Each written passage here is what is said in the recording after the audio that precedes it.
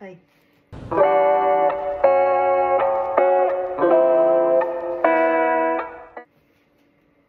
Hi. Hello everyone. Hello. Andito naman ako nagsamok-samok sa inyong atubangan. Kanang karon pa ta makalabas bagikan og ikan og trabaho baga nga feeling mo inaanto ka na. Magda-drive ako ngayon. Ang problema ay dili na magiging ako makaya sa akong kuwan mo yung mata. Kaya trabaho maganina alas 12 ko to.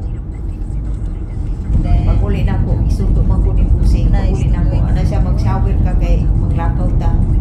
Hindi excited naman ako. Anak ko nga, di na lang ko mag-shower kay ikan ko. Nagtindong ko alas 12, magsakit yun ako tiin. Mga barikos ba. Nisunag ayaw mo. Sakit yung tiin niya. Naligo ka diretso kasi manggawas yung mga barikos yung legs sa rini. Wala ko maligo. Diretso ko kuan, nag-ilis na lang ko sa akong upper. Ilisan ako kay makitong isda.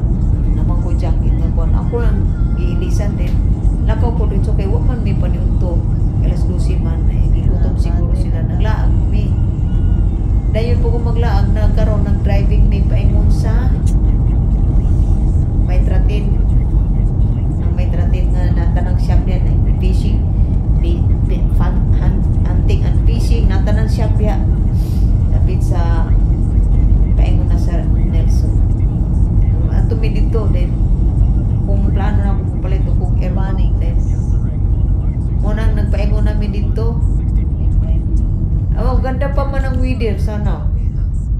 Kaso may trabaho ko kanina, short day. Sayang man kay di na ko pasukan kay kwarta na gud na. Yan nangitag-utag ko ang makakwarta. Gigitrabahoan ako. Susakitan kay sa akong mga braso.